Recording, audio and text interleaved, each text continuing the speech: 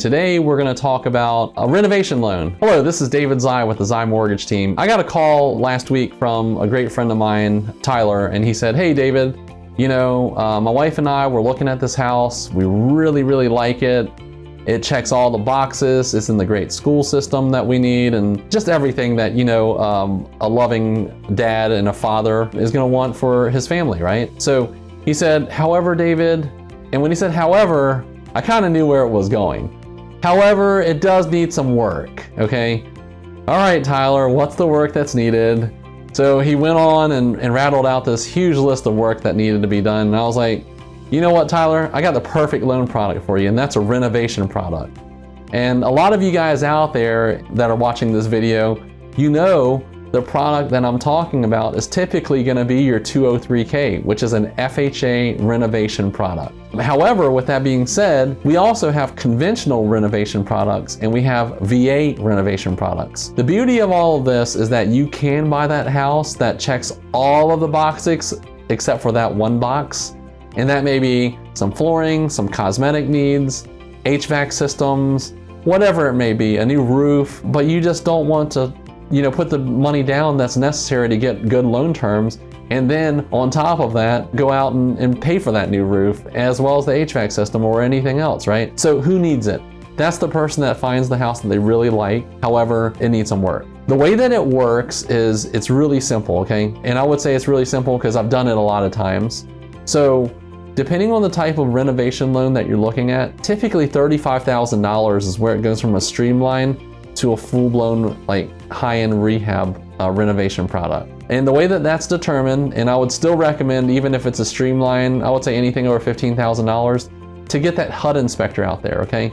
To get that rehab inspector out there and look at the home. They'll go through and they'll say this has to be done, that has to be done, and this is the estimated cost of it being done. At that point, once you get that report back, you're gonna then find a contractor that is licensed, okay? Class A, Class B, Class C, depending on the amount of work that needs to be done, and you'll have to check your local and state regulations to figure out what class you need. And at that point, they'll give you an estimate based on the HUD inspection report and say, okay, this is how much it will cost. When you meet with a contractor as well, you can also tell them that you want other things to be done. And other things could be added on as long as it's not a luxury item. And luxury items are things that are totally unnecessary. So an indoor basketball court, things like that, that's not necessary for you to function. I mean, if you get an extra room or something like that, that's totally cool. Then we are gonna get the contractor quote, get all their licenses and everything. And then finally, when everything's done, the loan is underwritten, we go to the closing. Once we've closed on the loan, that's when you can actually start doing the renovation work on the house. The way that the renovation work gets done is you give the contractor an initial draw so that they can get started on the work.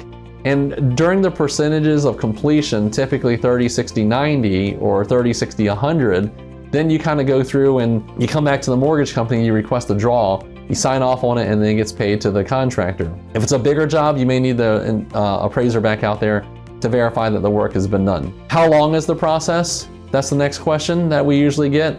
The process is typically 45 to 60 days on the closing before you can start doing the renovation and the draws. And the reason we require more time to do these loans is that there's a lot of inspections, right? Especially with the supply cost or supply chain issues and the cost of materials, the contractor is going to have to really do that due diligence to make sure they get the prices on the materials as well as the manpower that's needed to do the work. And then verifying the contractor's licenses and making sure that they fill out all of our forms that are necessary so that we can pay them. Finally, one of the biggest issues that we've kind of seen recently, and I would say recently because prior to the boom of, demand of contractors and material, a contractor would certainly finish the job, right?